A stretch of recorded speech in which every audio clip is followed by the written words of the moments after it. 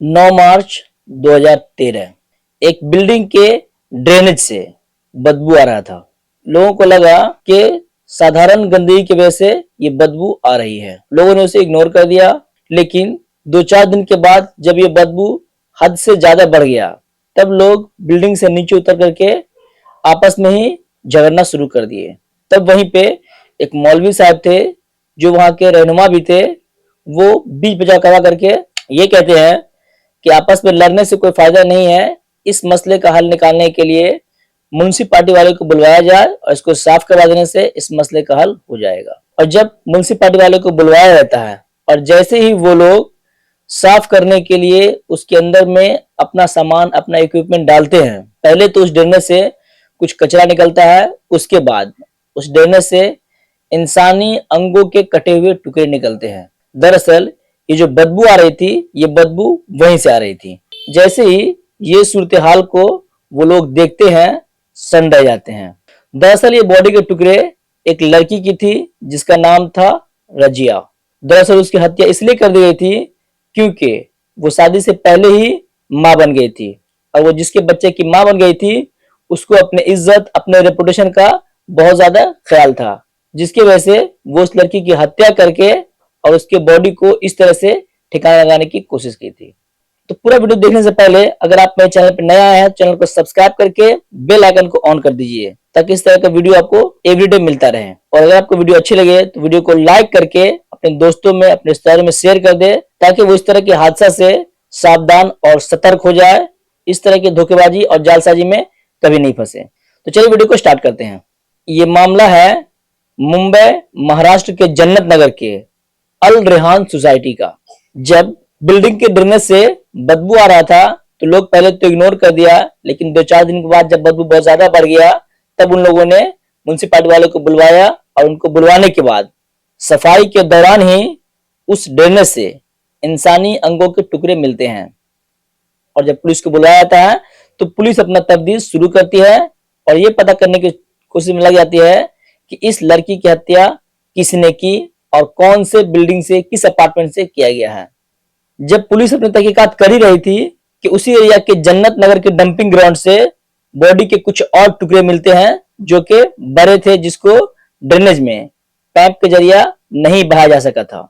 जब पुलिस उस बॉडी को फोरेंसिक लैब के लिए भेजती है तब उसे मालूम चल जाता है कि वो जो टुकड़े ड्रेनेज से मिले थे और जो टुकड़े डंपिंग ग्राउंड में मिले हैं, दोनों एक ही इंसान के हैं, क्योंकि दोनों का डीएनए मैच कर जाता है।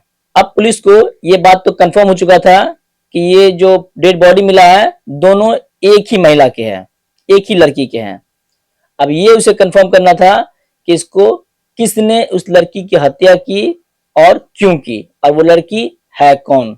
चूंकि वो लड़की उस अपार्टमेंट की, उस एरिया की नहीं थी, वो लड़की बाहर के एरिया से आई थी, महाराष्ट्र के किसी गांव से आई थी, इसीलिए उसको कोई जानता नहीं था। और जो उसका फेस था, उसके फेस को कुछ इस तरह से डिस्पोज कर दिया गया था कि फेस भी पहचान में नहीं आ रहा था, जिसकी मदद से पुलिस लोगों से पूछताछ कर सके कि लड़की कौन है, कहां से आई है। अब पुलिस के लिए बहुत बड़ा चैलेंज था कि किस तरह से इस केस को सॉल्व किया जाए। तो पहला ऑप्शन तो पुलिस के पास में यही होता है, जिस बिल्डिंग के ड्रेनेज से उस कटे हुए टुकड़े को बरामद किया गया था, उस बिल्डिंग के एक एक फ्लैट को सर्च किया जाए कि इस तरह का हरकत किसने किया है और कौन से अपार्टमेंट से हुआ है। उस बिल्डिंग के पड़ोसी थे कमाल खान और उनकी वाइफ सलमा।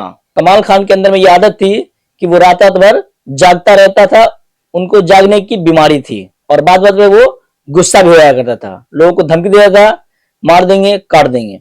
उनकी दूसरी पड़ोसी थी नजमा, उनके हस्बैंड दुबई में रहते थे, और जो एक मौलवी साहब थे उनका नाम था कासिम। ये वहां के रहनुमा भी थे और वहां के मौलवी भी थे।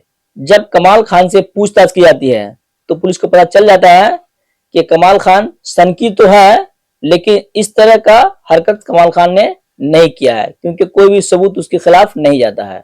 उसी तरह से उनकी वाइफ और उनके दूसरे पड़ोसी नजमा से भी जब पूछताछ किया जाता है तो मालूम चल जाता है कि इन लोगों का हाथ इसमें नहीं है। जब पुलिस परेशान हो जाता है, थक हार जाता है, तब पुलिस की टीम एक जगह बैठ के बातचीत कर रहा होता है, हमने तो इस बिल्डिंग के हर फ्लैट को सर्च कर लिया है, लेकिन कहीं से कोई सुराग नहीं मिला, बस बच गया तो सिर्फ एक मौलवी साहब का घर। तो दूसरे अफसर ये कहते हैं, एक घर क्यों छूट जाएगा, मौलवी साहब के घर को भी सर्च करते हैं।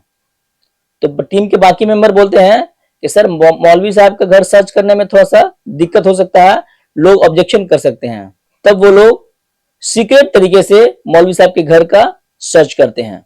किसी बहाने से मौलवी साहब के घर पहुंचते हैं, उनका दरवाजा खड़काते हैं और जैसे मौलवी साहब गेट खोलते हैं, मौलवी साहब को ये कहा था कि मौलवी साहब हम लोग यहाँ से गुजर रहे थे, रास्ते में मेरी गाड़ी का टायर पंक्चर हो गया है, जब तक वो रिपेयर हो रहा है तब तक हम आपके घर में बैठ करके थोड़ा सा रेस्ट कर लेंगे और फिर चले जाएंगे।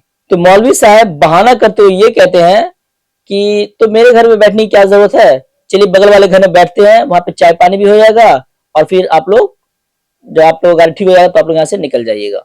लेकिन चूंकि पुलिस की टीम को मौलवी साहब के घर की तलाशी लेनी थी, तो पुलिस की टीम कहती है कि नहीं कोई बात नहीं, चाय पानी की कोई जरूरत नहीं है, बस आप मुझे सिर्फ पानी पिला दीजिए, हम लोग यहीं से बातचीत करके निकल जाएंगे।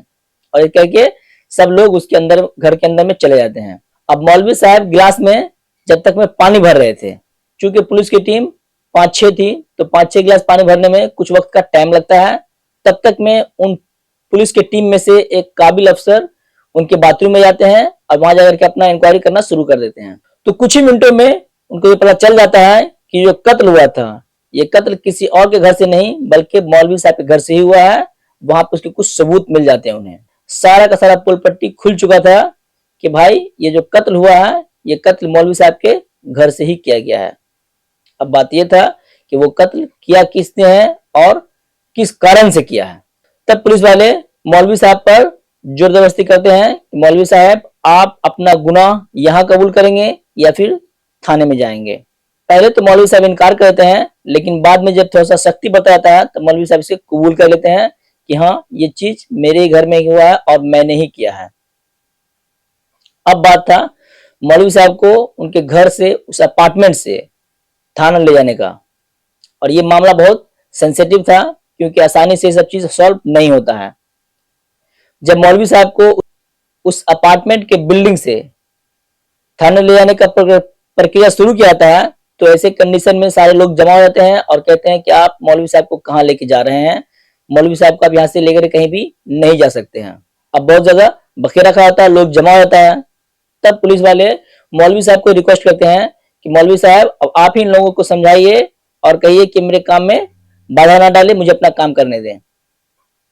तब मौलवी साहब वहां पे मौजूद लोगों से कहते हैं कि आप इन्हें मुझे ले जाने दीजिए और इनका काम करने दीजिए, क्योंकि रजिया का कत्ल मैंने ही किया है।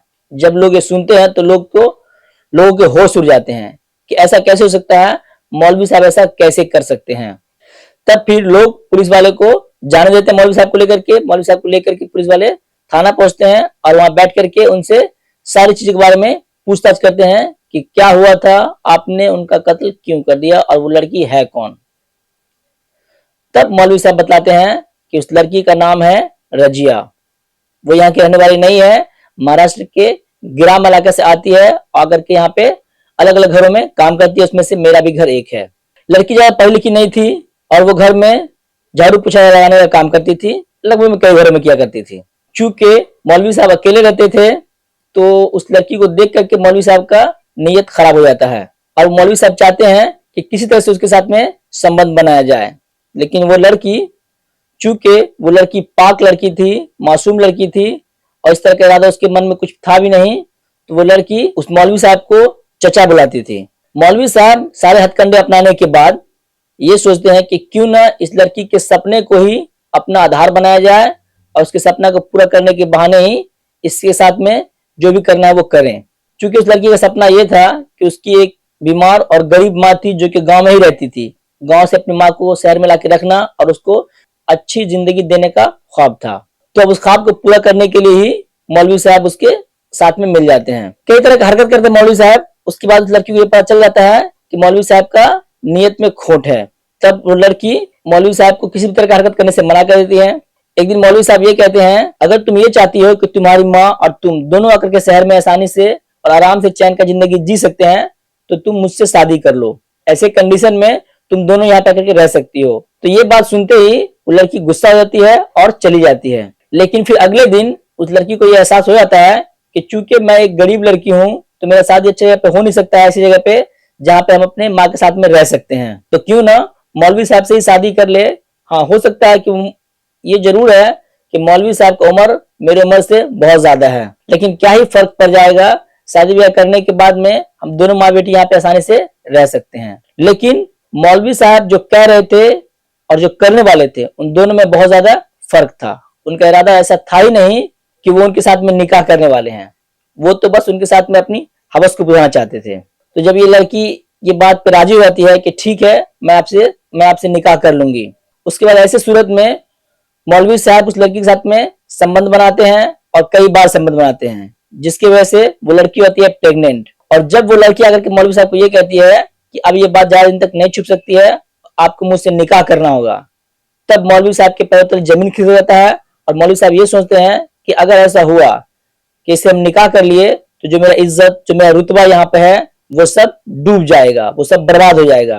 तो मौलवी साहब उसको साफ साफ मना कर देते हैं, नहीं हम ऐसा नहीं कर सकते हैं। तब वो लड़की गुस्सा होकर के चली जाती है, लेकिन साथ ही साथ ये भी कह देती है कि अगर हम इस नर्क में गए तो हम आपको भी नहीं छोड़ेंगे, आपको भी दुनिया के सामने में रुसवा कर देंगे कि ये सब हरकत मेरे साथ में आपने ही किया है। और ये कह के लड़की चली जाती है। फिर जब अगले दिन मौलवी साहब उसको फोन करके कन्विंस करके बुलाते हैं, तब वो लड़की आती है और उसके बाद मौलवी साहब ये बहाना करते हैं कि मैं तो आपको आजमा रहा था, आपका इम्तिहान ले रहा था कि आप मुझे सच में मुझसे प्रेम करते हैं या नहीं, लेकिन अब मुझे यकीन आ गया है कि नहीं, तुम सचमुच में मुझसे प्रेम करती हो। अब इस तरह का बात बोल करके वो मौलवी साहब उस लड़की को अपने कॉन्फिडेंस में ले लेते हैं और उनसे ये कहते हैं कि ठीक है हम लोग तय कर लेते हैं कि हमें कहाँ पे और कब निकाह करनी है, जब तक कि तुम मेरे लिए किचन में जा के चाय बना दो। जैसे ही वो लड़की आती है किचन में चाय बनाने के लिए, मौलवी साहब के घर में पड़े हुए डंडे से उसके सर पे बार करके और वो उसको मौत की नींद सुला देते हैं। जब उस लड़की की हत्या होती है तब मौलवी साहब के दिमाग में आता है कि अब इसको किस तरह से यहाँ से ठिकाना लगाया जाए, क्योंकि बॉडी कुछ दिन में ही सड़ने लगेगी और इसमें से बदबू आने लगेगा। तब मौलवी साहब उसके कुछ टुकड़े करते हैं और उसके कुछ टुकड़े को तो ले जाके बाहर फेंक देते हैं और कुछ टुकड़े को पाइप में ही बहा देते हैं, जो कि बाद में जाकर के ड्रेनेज में फंस जाता है और ये वही टुकड़ा था जो बदबू कर रहा था। जब मौलवी साहब अपना गुनाह कबूल कर लेते हैं तब मौलवी साहब पर मुकदमा चला जाता है और मौलवी साहब को उम्र कैद की सजा दी जाती है। तो इस कहानी को दिखलाने और बतलाने का मकसद सिर्फ एक ही है, ताकि आप सतर्क और सावधान हो जाए और किसी पर भी आंख मूंद करके भरोसा ना कर ले, चाहे वो कितना भी बड़ा रहनुमा क्यों ना हो, कितना भी सच बोलने वाला क्यों ना हो। और अगर आप चाहते हैं कि मेरे चैनल पर इस तरह का वीडियो एवरी डे हर दिन देखने के लिए, तो मेरे चैनल को सब्सक्राइब करके बेल आइकन को ऑन कर दिए और वीडियो को लाइक जरूर कर दीजिए और हो सके तो वीडियो को अपने दोस्तों में शेयर कीजिए ताकि वो लोग भी सतर्क और सावधान हो जाए। मैं आपसे मिलता हूँ नेक्स्ट वीडियो में, तब तक के लिए जय हिंद।